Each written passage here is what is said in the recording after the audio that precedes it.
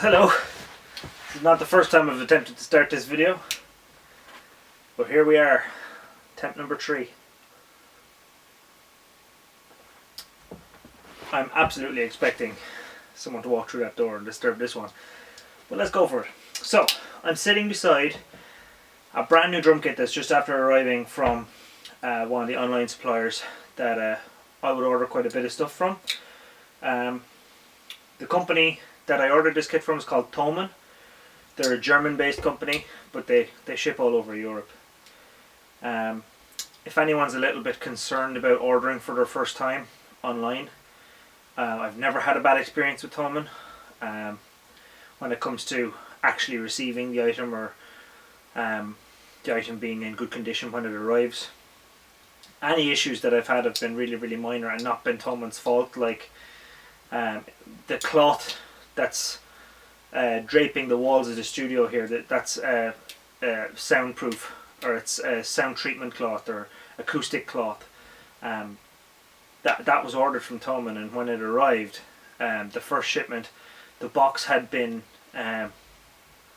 allowed to get a little bit wet in one of the corners, and one of the acoustic curtains was damp on the inside. So I contacted Thomann, and they sent me through brand new acoustic curtain to replace the dirty, damaged curtain. So that was great.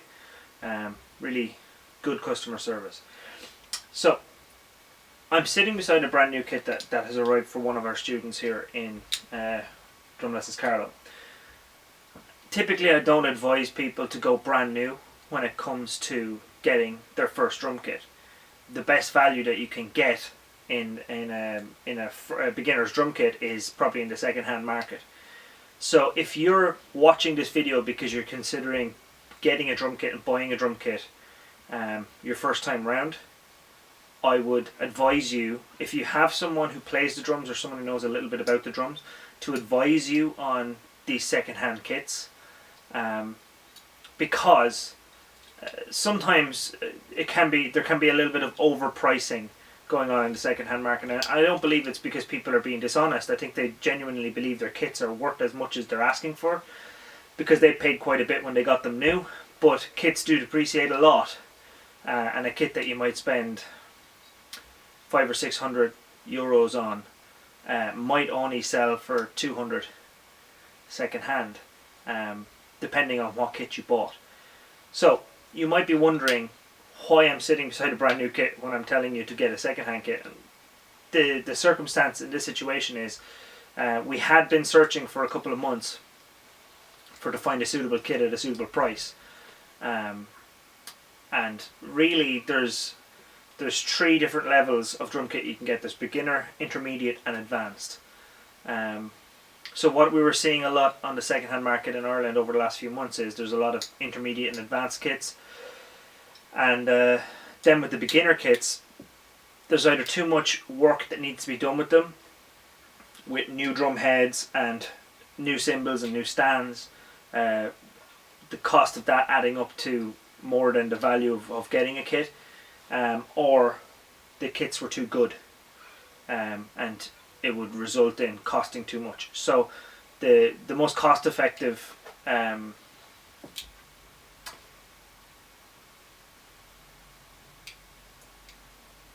solution, why are words so hard, was really to go new. And the kit that we went with was from Thomann. It's from their own brand, which is called Millennium, and it's a Millennium MX220 BX Special. So what you've really gotten here is 322 euros spent, and everything that you will need starting out provided.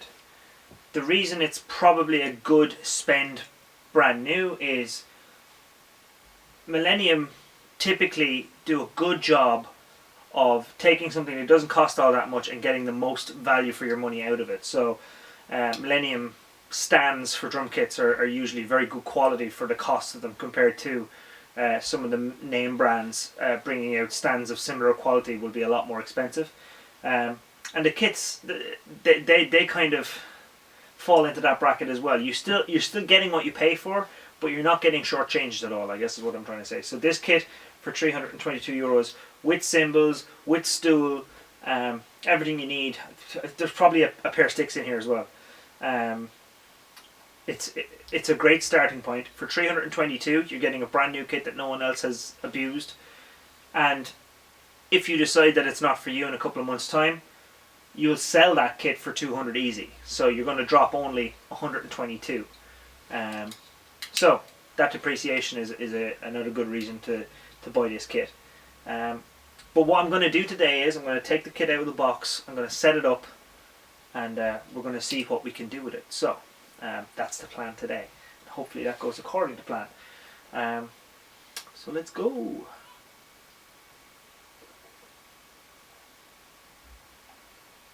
Oh, I love coffee. Not like Peter McKinnon level of love coffee. That's a whole new level. Yeah. Okay, I'm going to take this out of the way, and we'll get cracking. Okay, so the reason I have tape put back over this kit was originally going to just go in the boxes to the new owners, but with a little change of plan, I'm going to take it out of the boxes here, get it set up for them, and then they're going to come here to collect it. And hopefully I have it all set up and looking good. So what we got in our top box, the top box clearly is not in the kit. The other two boxes have a picture of the kits on them. There's a box underneath there that you can't see. This is a Thomann branded box, and this box has inside of it the extra cymbal that comes as part of the bundle pack. So this is a Feisty 101 brass.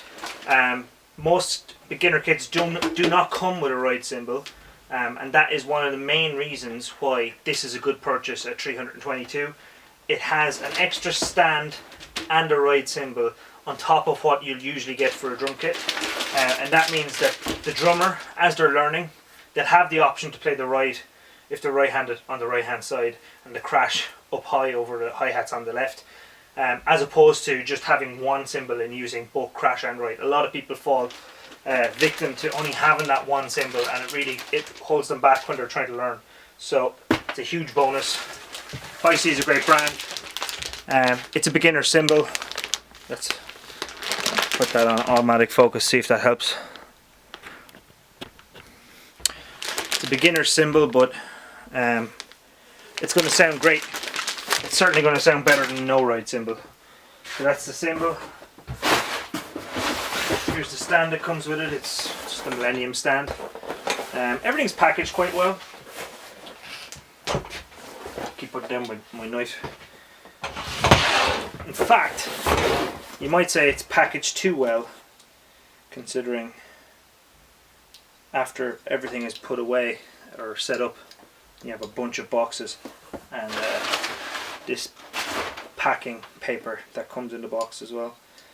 But I suppose I would rather have excess packing paper than not enough packing paper. If the stuff came damaged every time, you just wouldn't be able to use them as a supplier. So it's not a complaint, it's just a statement of fact, I guess. So that's all is in that box. Your stand, pretty standard. It's a double brace stand, meaning that there's two braces on the legs. Makes it a bit stronger. These are not to the level that you'd want them to be if you're going to be gigging with them, but they're great quality, good value for money. You set it and forget it. These kits won't be taken up or set up and taken down a bunch of times. Now, there's nothing to say that you can't. It's just this hardware won't last forever being set up and taken down. It's good quality for what it is, but if you just set it up and leave it, it's going to last a lot longer than if you're setting it up and taking it down. There are other brands of drum kit. The hardware that comes with them is just despicably terrible. This is a boom stand as well, and what that means is you have the option to boom it just like that. so it doesn't have to come just, the cymbal doesn't have to be mounted just on top of where the stand ends.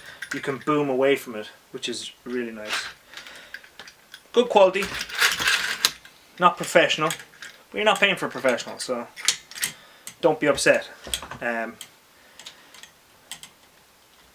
if it's not just as good as a €350 stand.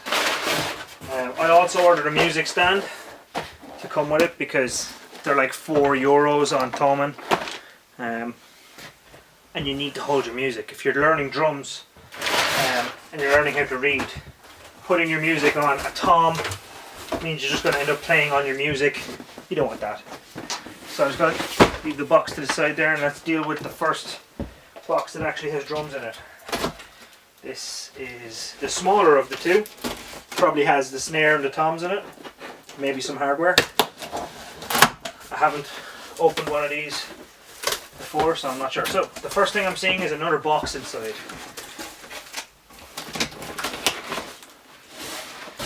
This is hardware, I assume, because it has the weight of hardware in it. Okay, so I was right. I'm seeing hardware as I open it up. Okay. So I'm going to move you over here and point you at what I'm looking at.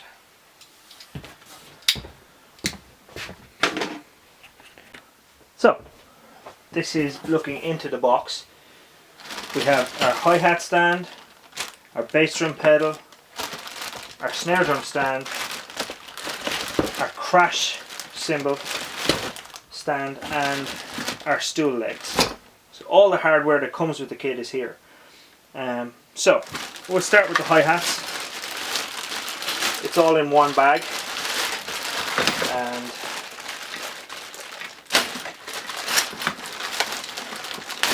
one thing that I usually see with these new hi-hats, cymbals, when people get them, this plastic is actually screwed in on the base. People will just rip this plastic and they'll leave little bits of it sticking out down here. All you have to do is take out these two screws, take off this plate, it lifts off, and then the plastic, all the plastic will come off. So do that instead of just ripping it. I know it's exciting. I mean, I did the same thing on my first kit. That plastic was there for years. But if I'd known, I probably would have done the right thing. But I keep putting down the knife that I'm opening things with and losing it. I mean, I had it to open this box. Ah, I see it, it's over here.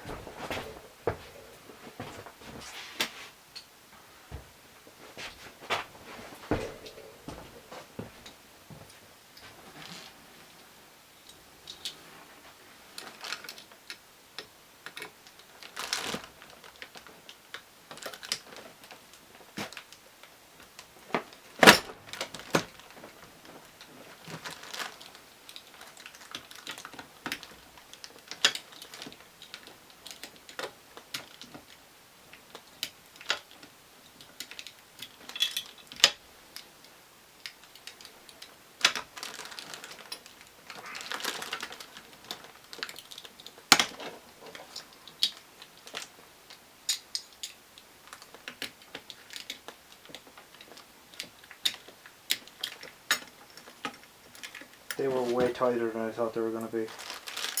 Okay, so that plate's off. That plastic pulls out.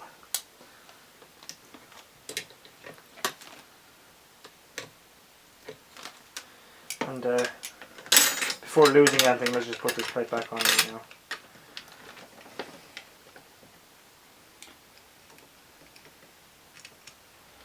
I hope you're in shot. I can't see what you can see.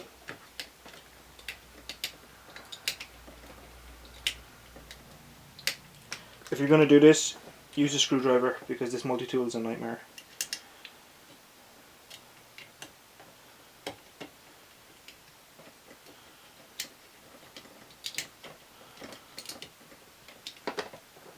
Okay. So, I'm going to put this in my pocket so when I'm looking for it, I can check my pocket. Okay, so the hi-hat stand, the first thing you're going to want to do is just loosen the screw at the top of the legs and just open the eggs out a little bit. And the reason we want to do that is because we want to pop the bottom of the pedal into its retaining holes left and right. Okay? Once you've done that, you're going to place it on the ground and you're going to push the legs out until they're touching the ground just before this is touching the ground. Okay? You don't want the center of the hi-hat stand to touch the ground before the legs can. So I'm going to just stand to the side here, push it onto the ground. Now you don't want it completely floating up high up in the air either. You want to have it pretty close to the ground. Let me just move you.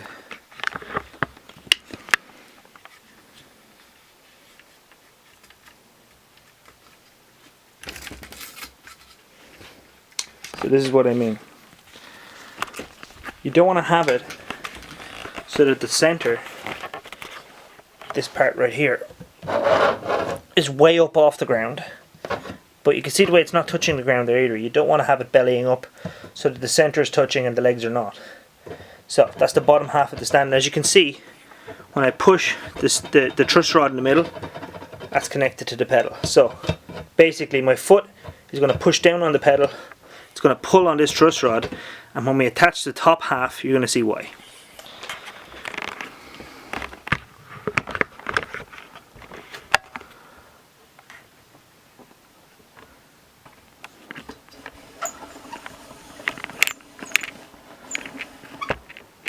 Okay.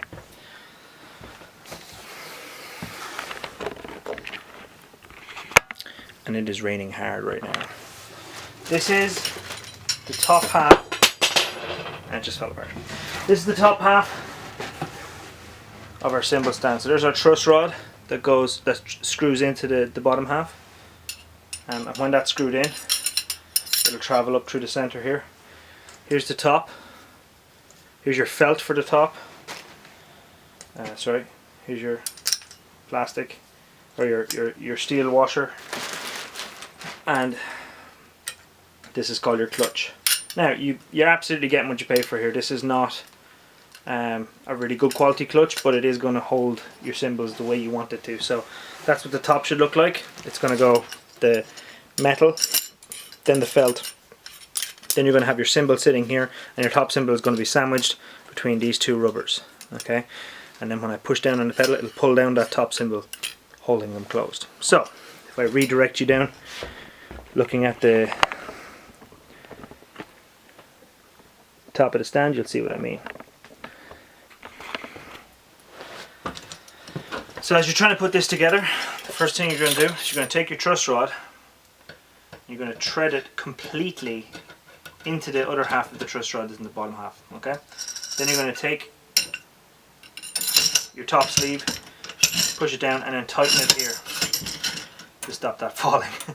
Okay, so give that a little bit of a tighten until it doesn't move. Okay, then you're going to have your metal, your felt, your off screen I can see, and your clutch. That's the hi-hat stand assembled without cymbals.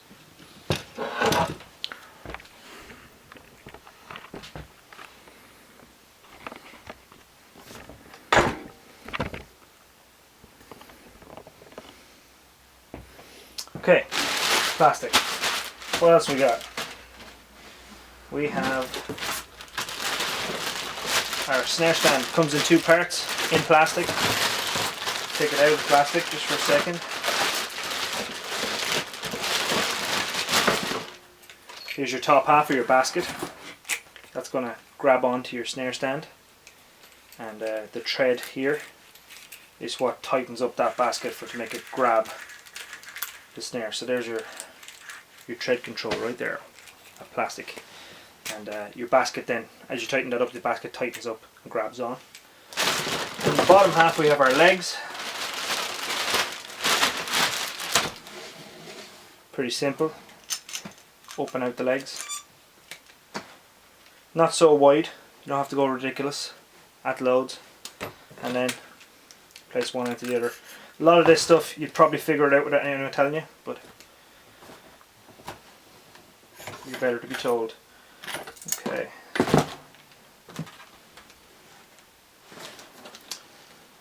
Get what you pay for. That just fell apart.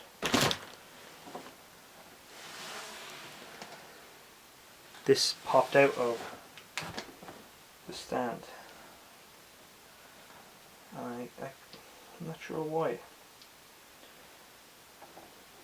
But it's a pop back in job, it's not. See, this is what I'm talking about. If I was taking this apart every night after I was playing music, these stands would really suffer. Like, stuff shouldn't pop out like that. It's popped out again. This could be just a broken stand, but I feel like it's just the design is not great.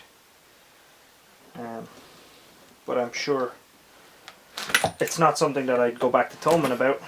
It's a case of you get what you pay for, and we paid €322 for a whole drum kit, including extra cymbals and stands. So yeah, I mean, that's not great, but it's not terrible. It's holding. Okay, that's one of the easier ones to put together if it doesn't pop apart like it did on me. Now we've got a little bit more of a difficult one. This is the bass drum pedal. Again, it comes with the plastic on the bottom, so we need to take out these screws if we want to do it right. Or if you don't want to do it right, do it the way I did it the first time.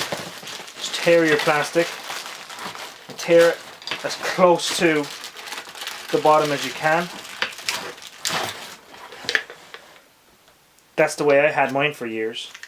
But now that I know that all I have to do is take out those two screws to get it set up correctly. I mean, honestly, the playing of this isn't going to improve by taking this plastic off.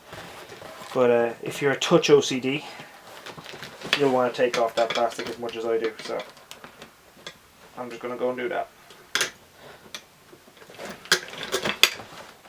Oh, but I am going to go get myself a screwdriver to do it, because this is a nightmare. All hope of this taking me a few minutes is now gone out the window.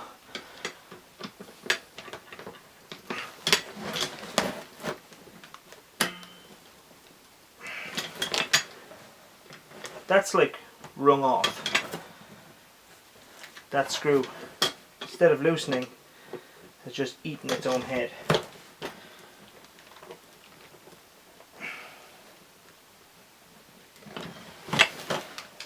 So if I want to get that plastic off, I'm going to have to go and take a bunch of tools out of my tool shed to try and get a bite on a screw. I'm not doing that. Okay, so the bottom of this sets up the same as the hi-hat stand, so there's going to be holes left and right that this little spring attaches into. If you can see what I'm talking about here. See it there? It goes into holes just in here. Can't see anything. Right there. So it's attached in the bottom here. The next thing you're going to want to do is find any loose bits that have fallen off in transit. This should be mirrored on this side, and this has fallen off, so you'll want to reattach that. It's pretty straightforward. It's screw and then spring, which I can't really see how that came off, but anyway, there it is. That's the way it's supposed to look. And both of those springs work in tandem. And then the final thing is you're going to want to find your beater. And it's here. Okay, now they will have a little nut on the top there. You're going to want to make sure that's tight and in place, because if it falls off, this one's not tight, the whole beater can fall off and leave you just a metal spike hitting your drum, and if that happens, your drum is not going to last very long. Also, there's plastic on this that I will not leave on it, so plastic comes off. These beaters are not the best quality, but they'll do for now. You got a washer, you got your beater, you've got a second washer, and then you got your nut. Make sure the nut's on tight, because if the washer if the nut falls off, the washer will fall off, the beater will fall off, and then you just have a metal spike hitting your skin, and your skin will last maybe one stroke before the metal goes through it, and then you're buying a new head. So don't do that. It's a bad plan. Very hard to find any purchase on that, but there you go. That's how it is.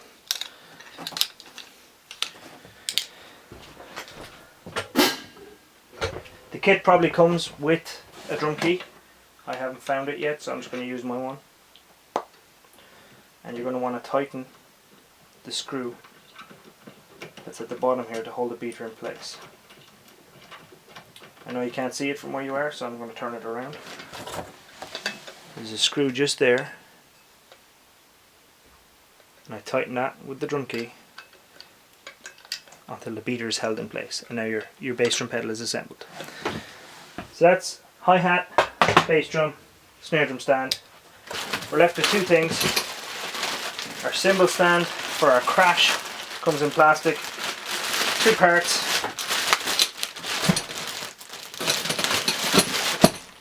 The legs and the top. That's going to want to sit pretty high, so you can leave it proud. This is not a boom stand, so it's a straight up stand. It's going to go right in front of your hi-hats when you're all set up. And it has a double level on it, so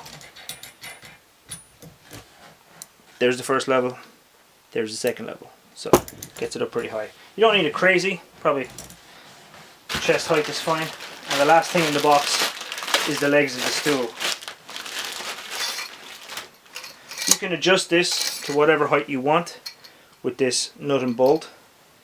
Again, it's a find your height and then leave it at that. You want to make sure that your nut, it's a square nut at the back, is sitting into that little square slot, because if it doesn't, it won't really sit secure. Depending on the size of your drummer, it could stay very low, or it can go up to about 4 inches higher, which is, you know, it's a good range. But the top of that's probably in the next box, so we'll just put that down. That's all our hardware assembled. And one box down. Take the plastic back out of here. And we'll have a look at what we have next. I think that's everything.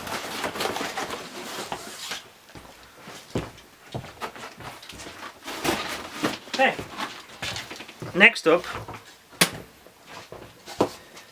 we have what looks like a fully assembled snare. Now, this is one of the weaker points of these kits. The design of the strainer on the snare is diabolical. It's like sideways. The heads are plastic rather than mylar. One of the first things you're probably going to upgrade on this kit, if you keep playing, is the snare. So this is what it sounds like out of the box.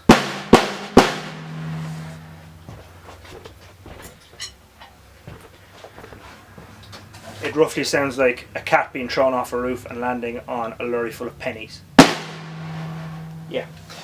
So I'm just going to tighten this up a little bit with my drum key, see if I can get any kind of semblance of good sound out of it. It's going to ship pretty loose anyway, there won't be much tension on it, so I'm not going to talk you through the tuning. There's other videos on that.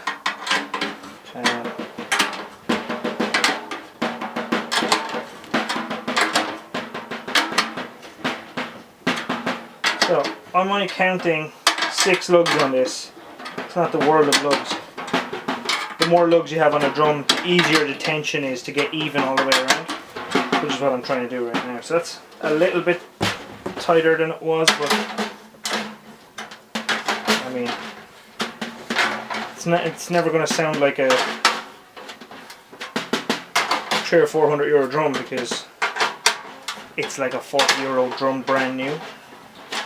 But hey, the fact that it has the ability to be played for as cheap as it is pretty impressive.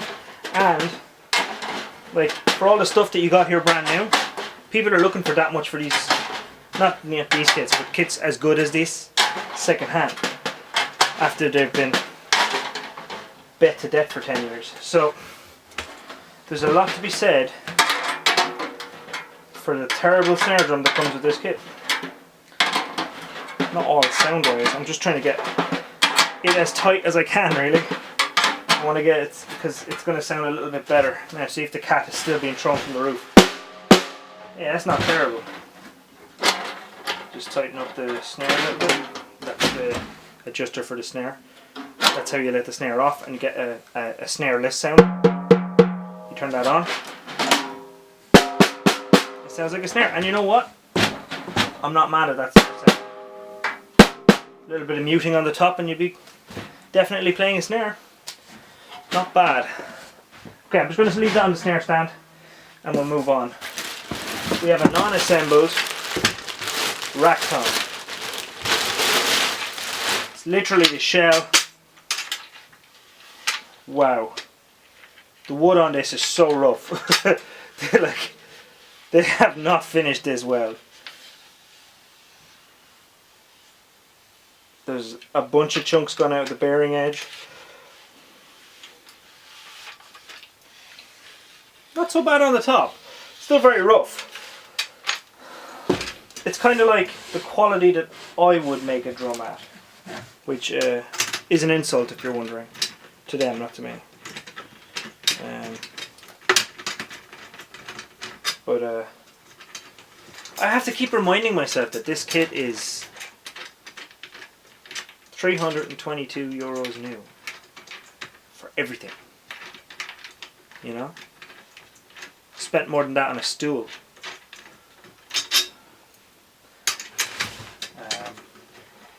No, that's not true, did I? Yeah, I did, I think. I think I did. How much is the Tamatron? It's not cheap anyway.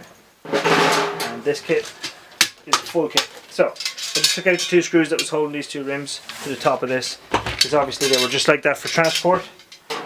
And the heads are probably in the bottom of this box. In this box. That's clearly got a lot of screws and nuts in it and such. Hooks and such.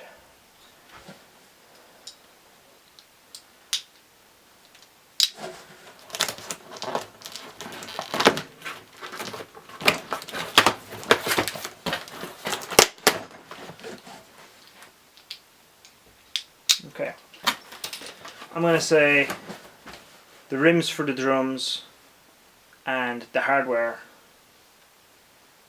Maybe the heads? Okay, no heads, good. So we have a drum key. We have the hardware, legs for the floor tom, a pair of spiffing sticks. Drumsticks is written correctly on it. They didn't glue it correctly. And all the lugs for the bass drum. Absolutely everything we should need, hopefully. And we can put this to one side because we're going to use everything out of this very soon. Okay, that's that box done. I think. Over to one side with you.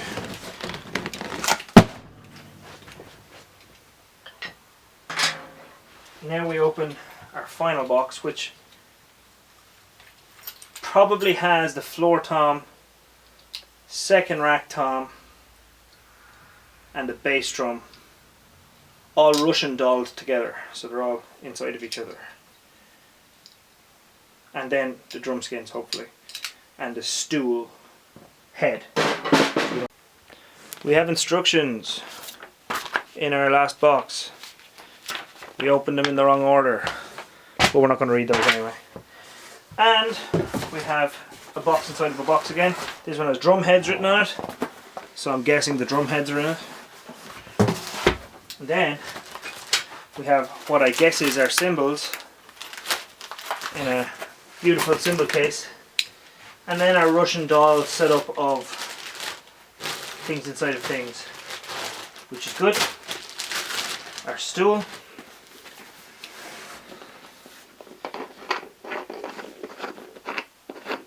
Pretty self-explanatory. I'm going to put away this knife before I sit on it or something. Safety first. So, Exhibit A into Exhibit B. Come on, man! A. And then you can adjust your height thusly. So I'm going to stick it probably in the third hole.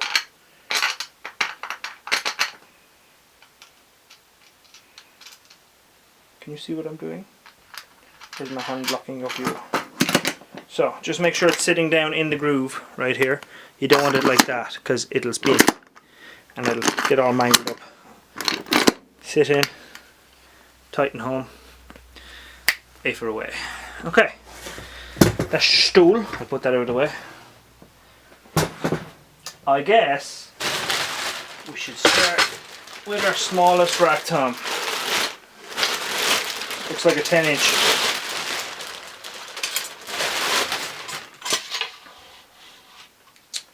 The finish is,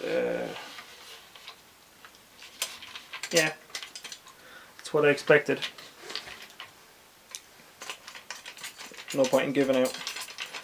It is what it is, as Max Holloway would say. 10 points for the reference. And I'm not even on screen, am I? Should probably put you back. That's all I'll do. Put you back.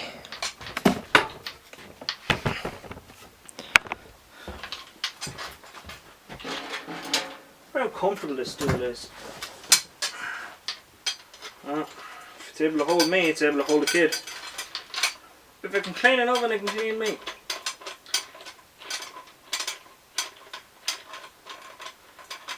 So I see a lot of people sticking drum keys into battery drills for the speed mount and unmount of new heads. That's up to them. I wouldn't recommend it, simply because if you're mounting and unmounting heads with a battery drill, you can very easily destroy the treads on your drum. You can feel when it's going onto the tread wrong if you're doing it by hand, and you can stop before it does any damage. But if you're using a battery drill, it's going to force the lug down into it, and if it's wrong, it's going to do irreparable damage to your treads, and you won't find out until you go and try and tune the thing and you see that you're not even on the tread correctly, but you're after forcing the lug down through where it's supposed to be. Oh, these are not bad feeling actually.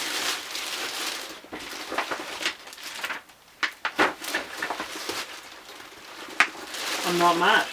I'm not mad at these heads. Okay, let's throw it over there. I'm running out of space. Setting up drum kits takes time. Why do I keep doing this to myself? Okay, so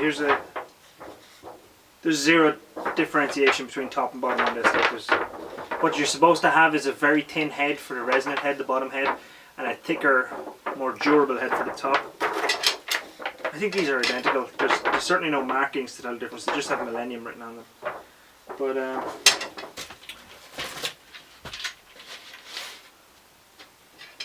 however, now if you're thinking a little bit OCD-ish like me, you can get your logo and line it up with the logo on your head, so everything is all in line and beautiful. And if you don't care about that, then ignore what I just said. Okay, so I'm probably going to move some of this stuff just off of that drum so it doesn't damage those heads, and then I'll get the lugs for this.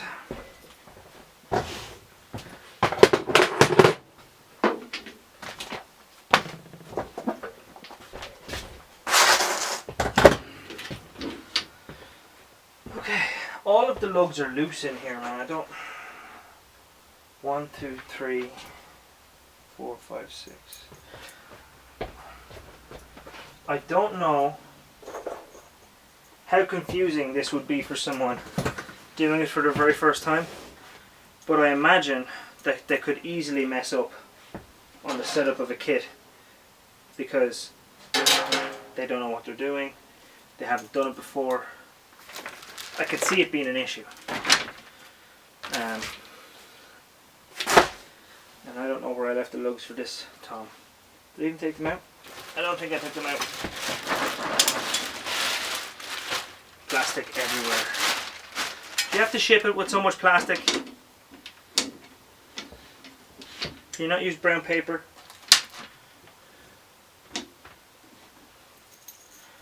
So,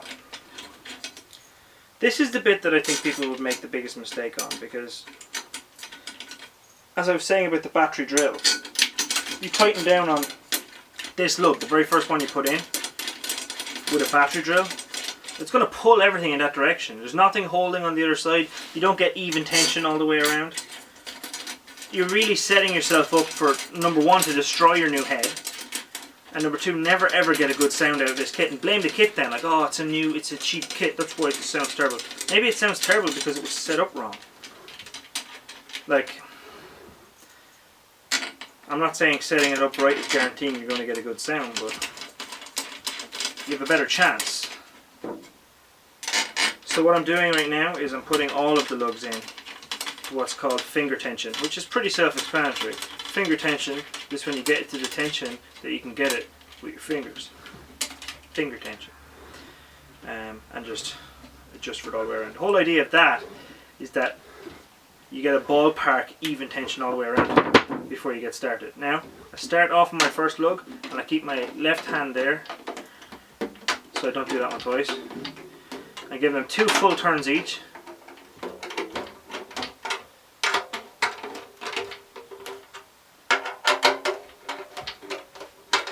Which might be overkill. It's already up there. And that is going to be our resonant head, because that's the upside down. There's the badge. Millennium should be downwards. So that'll be our res, and this will be our batter head. The idea here is that your tension on your bottom head and your top head should be pretty even. So, wow. I think they actually used filler on this. So as you're playing, when you hit the drum, the sound resonates between the two heads, and the pitch won't bend down or bend up because one head is much higher than the other. As the sound bounces between the heads, it should be sending the same kind of tension across.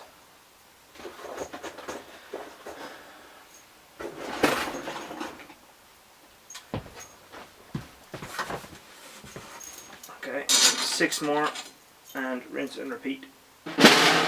We have to do this 3 times on 3 different drums.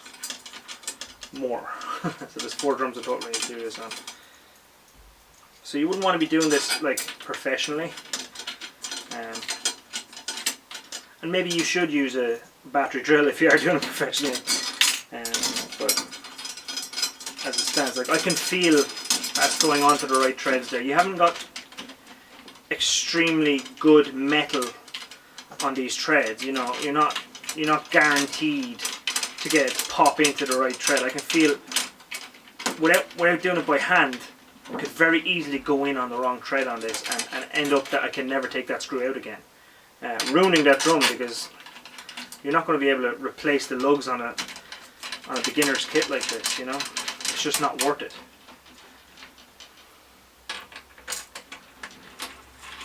You're forever going to have a drum that has a bad lug on it that can't open or close properly, it can't be tuned properly. It just becomes a huge issue.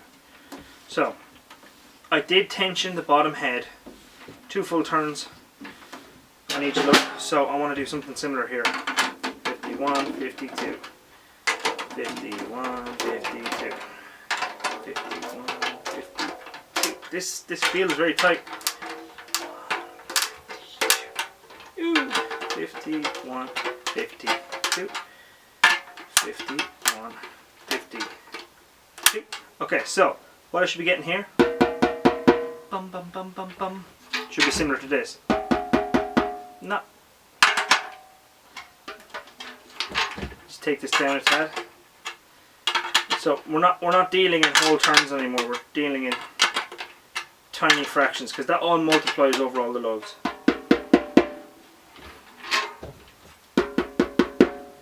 And you'll notice that I'm not tapping with the key.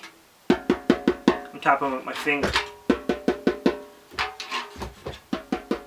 And if I do it up in the air, I get the tone between both drums, which isn't really what I'm looking for right now. I want to get the individual tone for each individual head, so that sitting on the stool mutes the bottom head and I'm hearing just what the top drum gives me. So I don't have a drum skin or drum stick handy, but that's sounding pretty good. That's all tuned up. Now it's tuned on its own. We're going to want to tune it with the rest of the kit when everything else is put together, so I'm probably going to just time lapse that because I'm sure I'm much slower because I'm talking. So hopefully that camera's still recording. I'll leave this one recording as well. And we'll get going.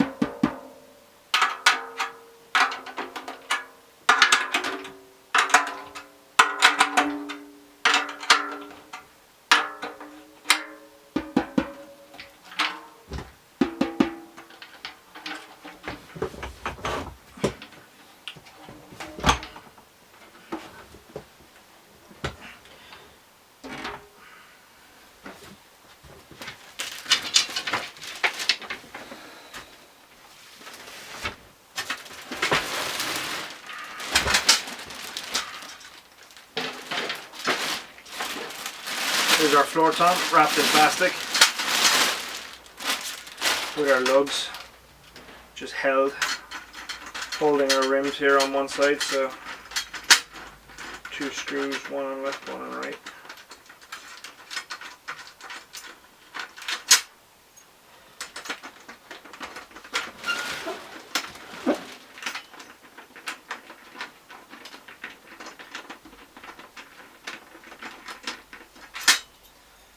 Okay, rims off, plastic off, and it's the right way up because you can see the badge there. Okay, let's see if there's a difference between these two heads. Not a jot. Okay.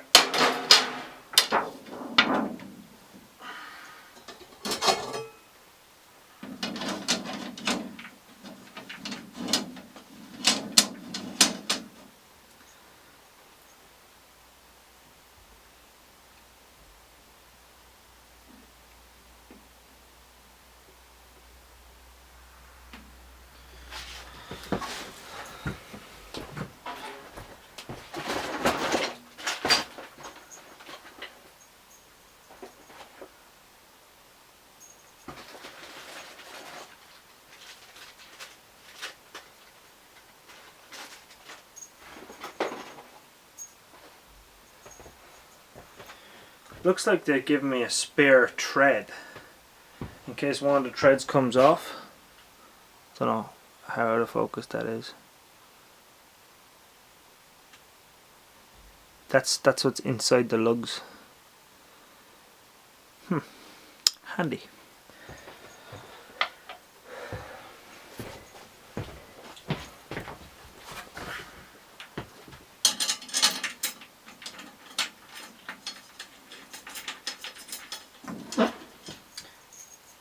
Pity they don't give me any spare lugs.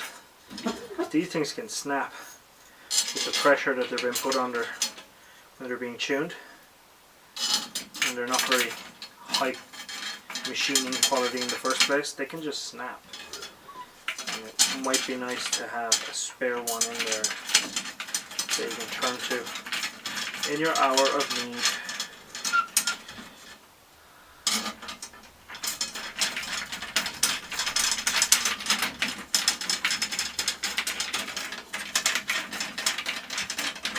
So what I've figured out is about 1.5 turns on each lug from finger tight gets us to about the tension that I want to be at for now. That was the case on the 2 rack toms. Let's see if it's the case on the 4 toms. There's 51, 50.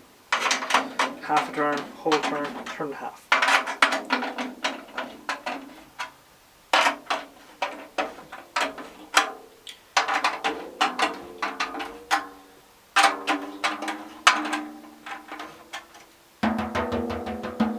Wonderful.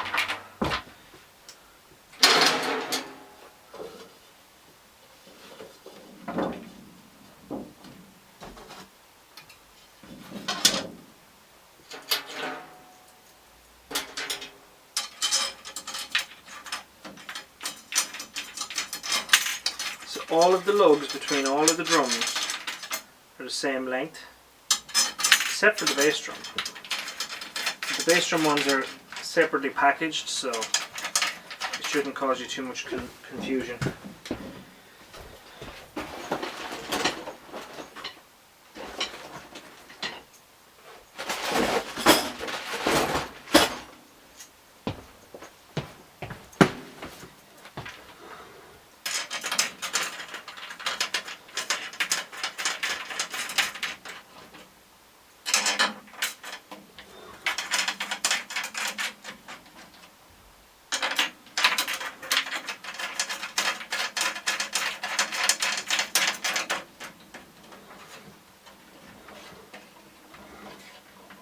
Get them hand tight all the way around. 1, 2, 3. Could be out of the way. Like a piece of copper gone. Esto van on tea.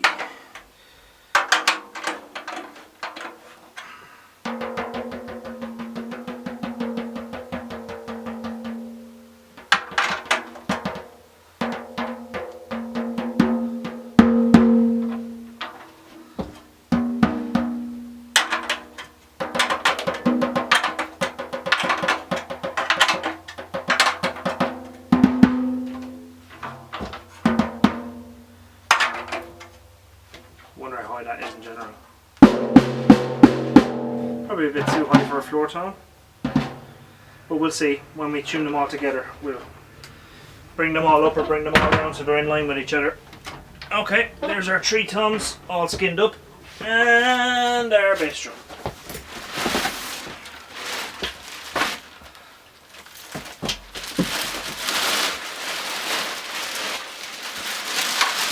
Nice smell off of this. Okay. Comes just as about assembled as you'd expect. Now make sure that the legs are to the front. Sometimes people get this confused and they put their pedal on this side and they put their toms, everything's backwards. The front of the drum has the legs closest to it. Alright? They fold back in. So you fold them out and you play. So I'm probably just going to take a look at these. So you can see there's a big difference between the batter head and the res head. on this kit. The res head has a porthole in it, with a hole that's cut in the skin. Nice looking head actually. I like the design they put on it. And here's where Mr. OCD kicks back in. You want to get your head perfectly straight, which is easier to say than it is to do. And sitting down with it on your knees is not the best way to do that, so I'm going to have to stand up. Take a look at this.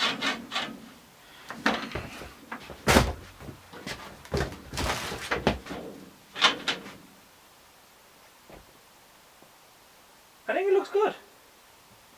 I like it. I don't know, maybe I just like that retro look. Now, no drum key required for this because they all come with twisters, and these are the lugs. They all come separate. So, open up your bag of lugs and just place one on top of everywhere you see a screw. Because that is what our tension rods are going to screw down into. So you just want to lay them all out nice and tidy over where they're supposed to be, so you can eventually get everything settled quite easily. Alright, so there's a good number of these. I'm counting 1, 2, 3, 4, 5, 6, 7, 8. That's a good number. 2 better than 6. Okay, so the lugs will just tread down. You don't want to tighten anything just yet, just get them into position. And you do have, I was incorrect, you do have some of these lugs that have screws on them, so they're going to go on the bottom.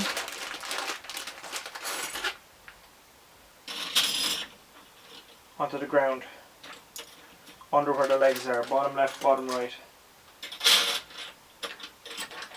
on the front and on the back. So there's going to be 4 of them in total, 2 for the front and 2 for the back. So let me take out my 6 screws now. That's 3.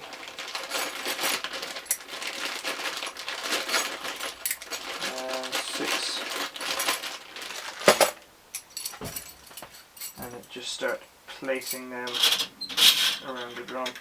Getting them to catch with the threads and then move on. Don't worry too much. I just want to make sure everything is held in place.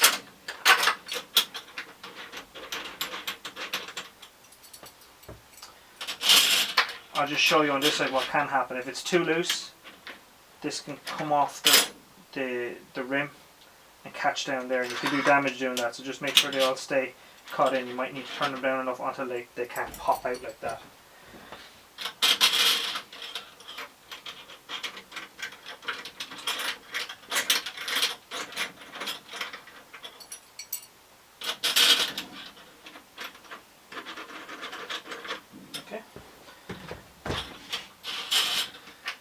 That's super upsetting. Okay.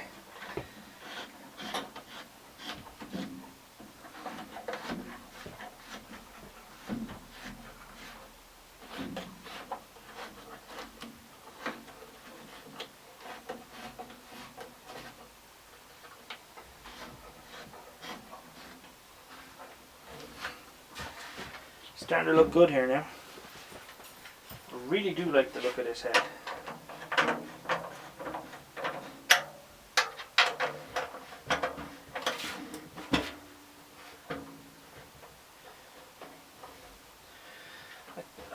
I think it's fair to say you get more than you pay for with this kit. I mean, I'm not an idiot.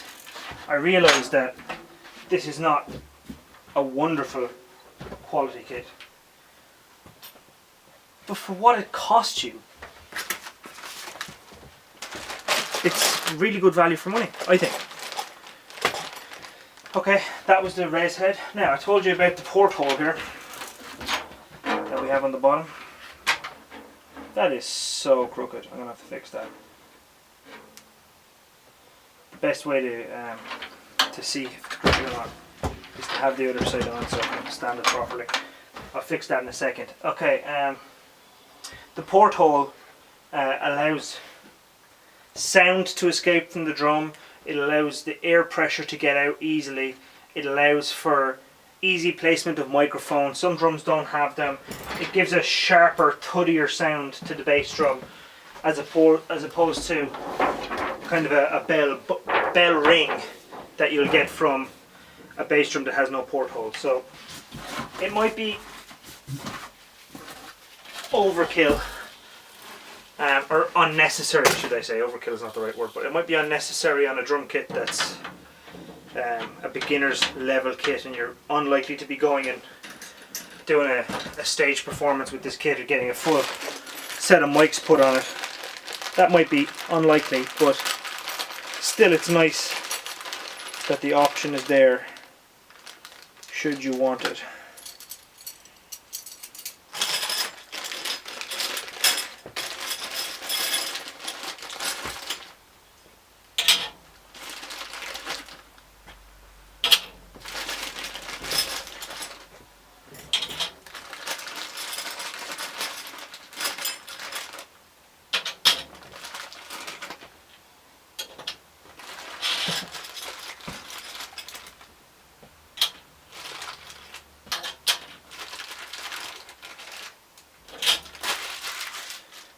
Oh, just remembered.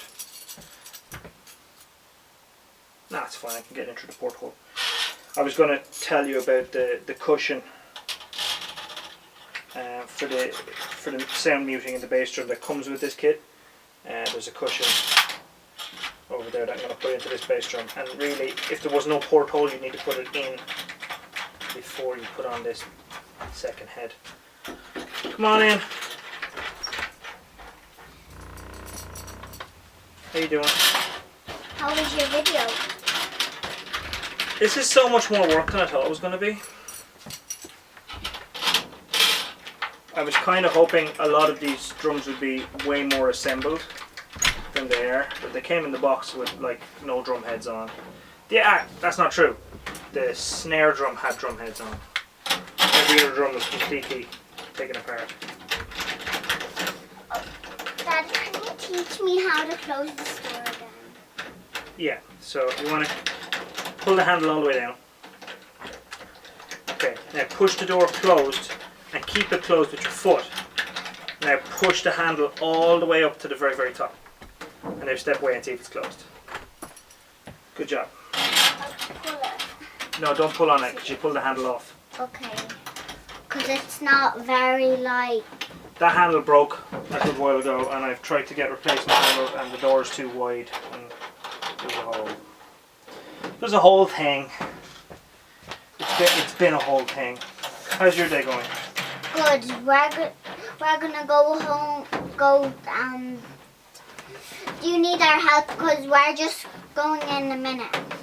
No, I'm good. Okay. Actually, we're going now. Okay. So bye-bye. Bye-bye. Be good for your mom, okay? Yes, Dad. See you later. How do you close this from the... Same way as you close it from the inside, except you keep a pull on the door rather than a push on the door. Okay. Bye-bye. Bye-bye.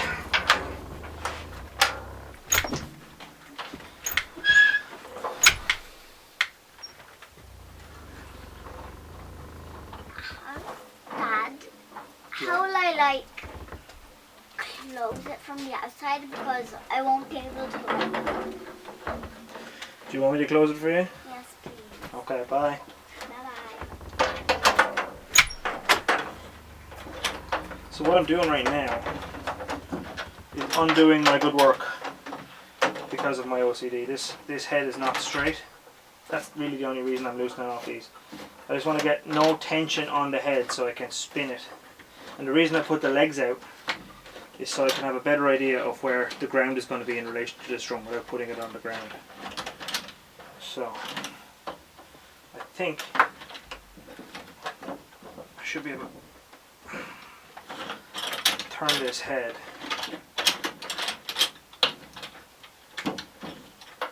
without taking the lugs completely off. I probably can't though.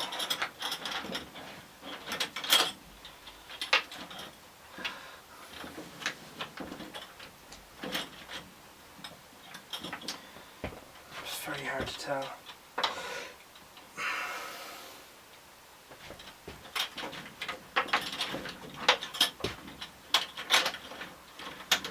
I really need to put it down on the ground for the towel. So I'm just going to tighten these back a little bit so they don't fall around.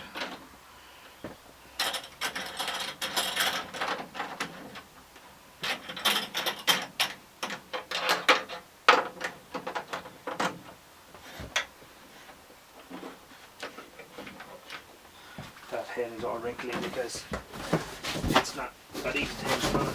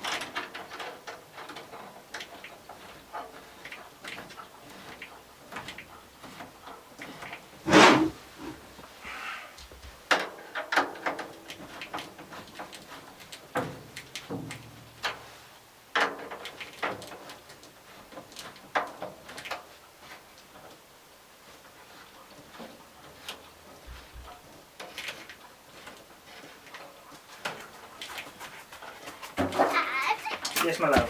Can we cycle tonight in the evening? Your bike is here though. But we can bring it home.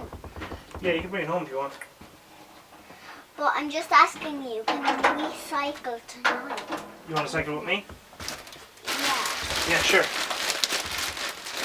Sounds like a plan. It sounds like a plan to me. Alright, have See a you good later. evening. Bye. Can you close this door after me? Yeah. So this is the cushion that goes on the inside, and there's a little piece of tape that I pulled off, piece of white tape, because this sticks into the drum.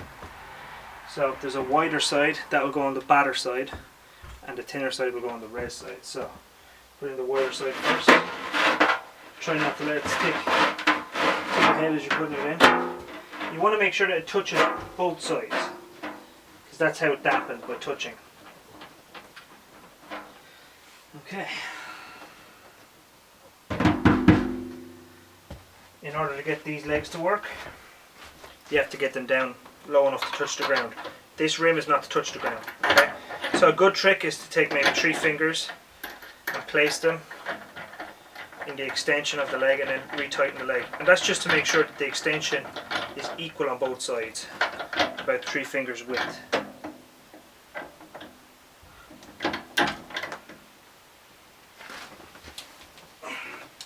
It's a real funny design, this.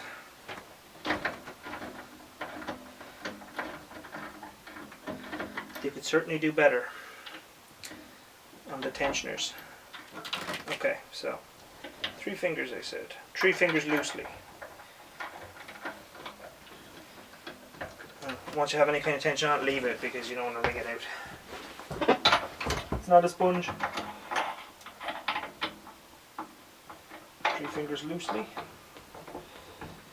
And let's just see what that looks like. Let's do a test drop on that on the ground. Let's see how it looks. Sleeker.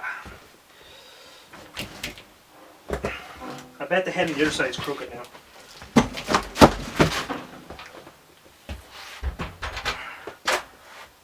Oh, it's not straight, is it?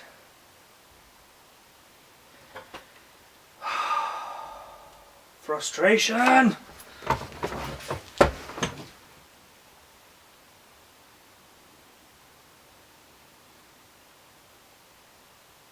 I'm so unsure. I'm just gonna leave it the way it is for now. And adjust that at the end if we need to. Okay, so typically, or technically, we have everything together now. I'm going to move this mat out. If you're on a wooden floor like I am, a mat is an essential. So you want to make sure that your spurs, that's the ends of your legs, are sticking into the mat and not into your wooden floor. Because every time you play that bass drum, it's going to jump into your wooden floor like two chisels. And you do not want two chisels jumping into your wooden floor. So you've been moved for a very important reason. The placement of the bass drum beater. Now, a lot of people, they will take their bass drum pedal, they'll put it up to their bass drum in such a fashion, and that is the way they will play it. It's a bad plan. The bass drum pedal has a tensioning screw here. This is supposed to bite onto the rim of the bass drum. So you shove that into the rim of your bass drum, and then you reach in and you, I'll just lift this out of the way for a second. You screw this down until it bites. Okay? So it's important that you get this all tight so that the pedal basically bites onto the rim of the bass drum and holds it in place. You don't want your pedal letting go of your bass drum while you're playing. Oh wait, this is so loose. Strange design, this.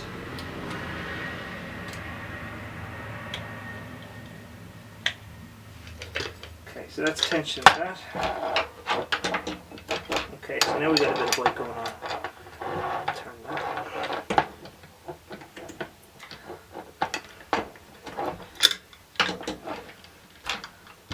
Whoever designed this stuff, don't be too proud to steal designs from like DW guys. They spent a lot of money designing their stuff, and you had no problem robbing it before. I don't know why you're changing your designs now, making it hard on me. This pedal is shagged. Okay, that's a pretty terrible pedal. Why is it hopping in the air?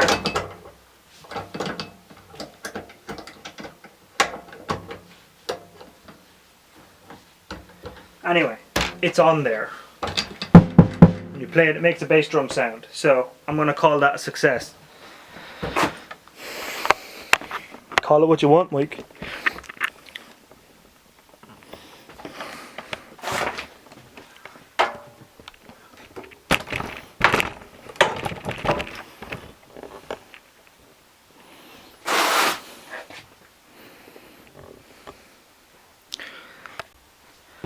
Okay, so we've got our bass drum in place. There's our stool. Here's our snare. Now, I left the snare onto this, but let me show you how to tension it. So we talked about setting this up before. You want to make sure that you have access to this, so have that just to the right hand side there if you're right handed. And you turn this screw until the basket tightens around the bottom of the snare drum and holds onto it with its three little fingers. That's a finger. That's a finger, and there's one over here beside me. And just tighten that until that grabs on. And if I've done my job correctly, the snare drum will be held. And that means that it's a little bit more secure. Snare drum goes beside bass drum.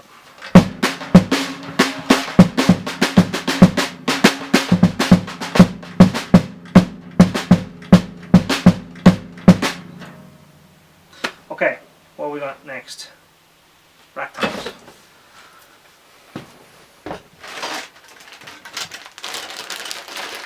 These mounts are a bit of an enigma to some.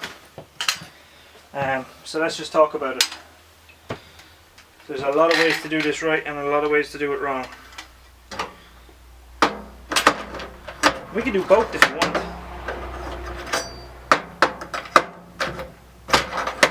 So, you're going to want the screw pointing out, because if it points in, they're going to knock off each other. We don't want that. Okay, so screws out.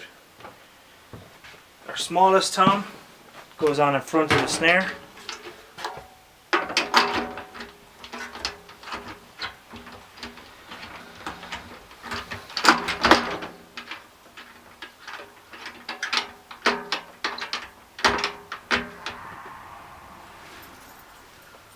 tighten that with the screw on one side and a drum key on the other, just to make sure it's biting down on both sides, and it's not really hinged, so you want to make sure that all of your tension isn't just put on one side.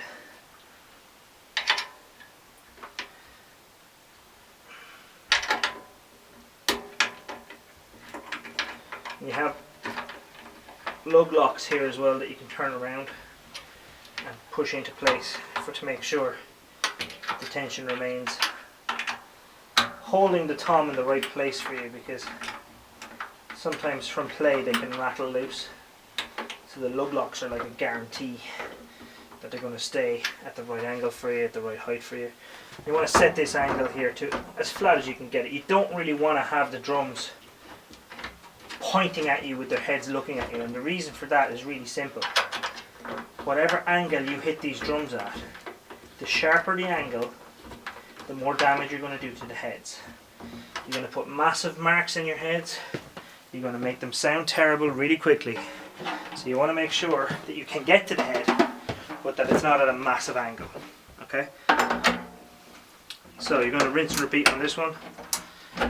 Probably didn't see anything on the last one. And I'm not even pointing the camera at myself, so you know, that's helpful.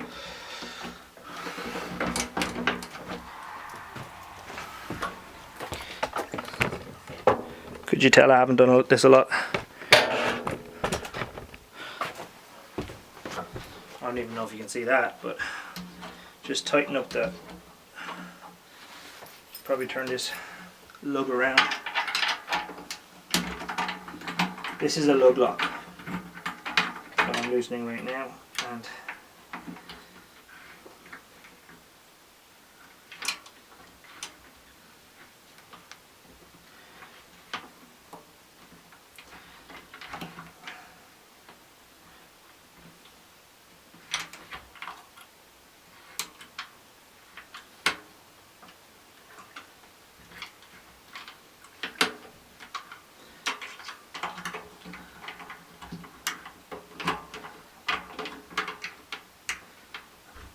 just tighten up that lug lock. Ignore my ball patch. I'm watching you.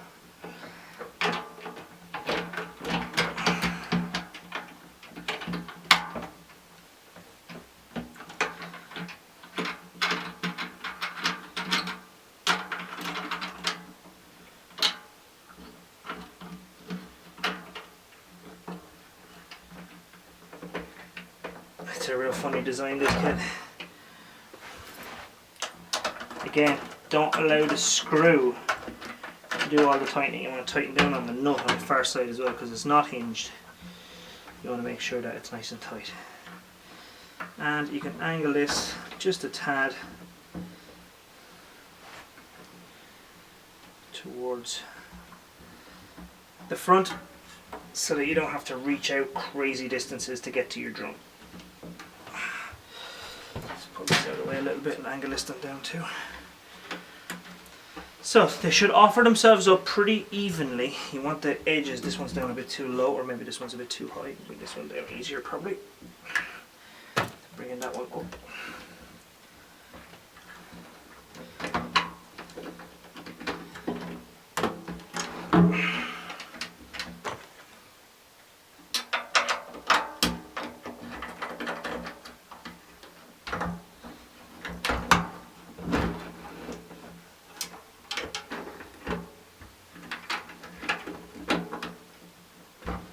Okay, that's a little too low now. Too low is also bad. The thing is that this does take a little time to get to where you want it, and every drummer is different. Every drummer has different preferences. So if you like it a certain way, then that is the right way. The way that you like playing it is the way you should play it. Hopefully that doesn't sound like a cop-out to you, but it's the truth. It's like adjustments for car seats. There's no right adjustment for every driver. You have to adjust it for each person individually. Okay, so that's... I would tinker with that for a while. I would mess with it and get it where I want it. I don't think it's where I'd want it just yet. It's pretty close. Pretty good. here's our super replaceable cymbals. They're fine, but you're really going to notice the difference between these cymbals and the feisty cymbal that comes. They're not terrible. I've certainly seen worse. I don't think you can see me.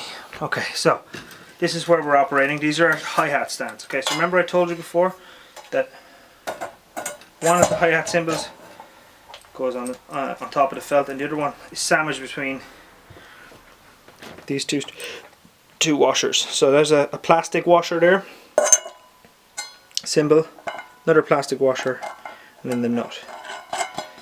Tighten that on so it's held in place like that, and then voila, hi-hats. Just lower it down a little bit so it's in height with the rest of the kit.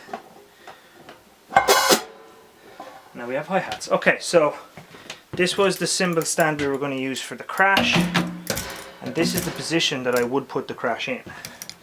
Just lower that down a little bit so it's in height with the rest of the kit. Take off the top screw. This is the screw that's going to hold the cymbal in place. You've got cymbal sitting down there. Felt, washer, screw. And that is that. I mean, that's replaceable, I have to be honest. That cymbal is not going to sound great, but it's not going to sound diabolical either. It's certainly going to be something to hit. And our final tom, our floor tom, which doesn't get mounted onto anything, it has its own legs. That's why it's called the floor tom, because it stands on the floor.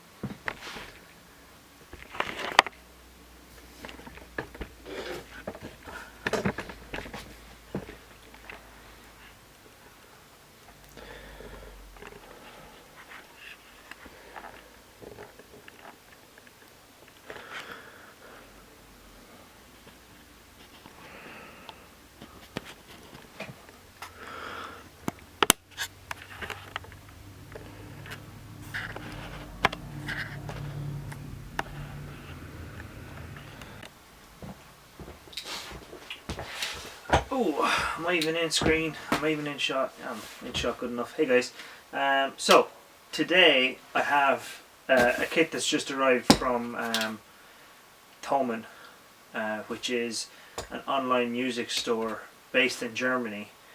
I'm pretty sure they cover all of Europe, if not further afield, but I know they definitely ship to Ireland because I've used them a bit. So this drum kit is a beginner's kit. It's from Thomann's own brand. I think Millennium is the type of kit that it is. So this is a kit that I recommended for a student of mine who's starting out. And we can talk a little bit about the cost of it and really what you should be looking for if you're looking to buy a new kit. When starting out, I would always recommend to people maybe talk to someone who drums already. There's a big difference in what people think kits are worth and what they're actually worth in a second-hand market. It's not always that the seller is being dishonest or trying to take more than the kit's worth. Maybe they genuinely believe it's worth that much. Kits do depreciate a lot after they're new. So even though this is a brand new kit, what I'm talking about right now is the second-hand market. There's good value in the second-hand market. If you're patient and if you have people that you can ask about it, secondhand is probably the way to go when you want to make good progress. Sorry, my daughter's shouting at my dog outside and doing something I asked her not to do.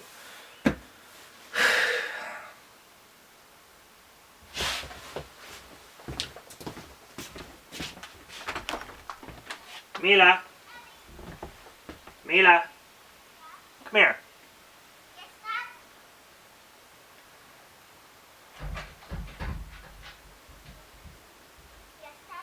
Did I tell you not to go out the back of the house?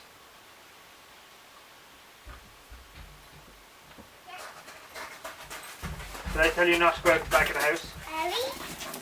Ellie, you're going to get hurt getting in under there. Don't go out the back of the house. Okay. Alright? It's dangerous back there. You guys just going to come in and ruin my video, are you?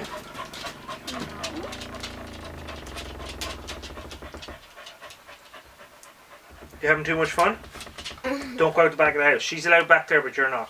Why? Because she's a dog. She won't fall in the trench, but you might. How will she not? Because she's got 4 legs. You've only got 2. So she can grab herself up? Yeah, she's good at jumping. Yeah, so she can jump over the trenches? Yeah, calm down. Be careful.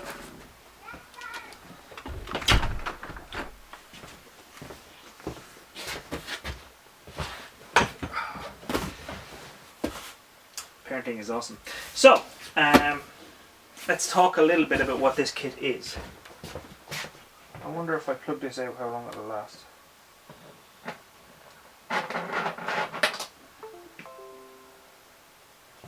Probably last long enough to bring it over. I'll stop this camera. So, I did say that the best value you can get when you're looking to buy your first kit is probably in the second-hand market. If you know someone who knows a little bit about drums and they can steer you away from people who might be incorrectly pricing the kit they're trying to sell because they paid a lot for it and they think it's probably worth more than it really is in the second-hand market. So you might wonder why I'm sitting beside a brand new kit that I recommended for a student of mine. Hello. Sorry to bother you, but can you move your bike, please? We want to get into the house. You guys see I'm trying to do a video here? Yes, I will come and move the bike so you can get into your house. Okay. Ellie! Are you part of this? Yeah. Are you trying to disturb my videos as well? She says she's nothing to do with it. She's just here for a rub, she said. Okay, Ellie! Oh my gosh, Ellie. She's enjoying it too much. She is enjoying that scratch. Plus, I think she probably listened to me because I'm the daddy. I'm not her daddy, but I guess I'm in charge of her. Isn't that right? Yeah. Eddie's like, you're my boss. Birds. Okay. I'm going to move that bike. And you promise me not to come in while I'm trying to video again? Okay, let's go.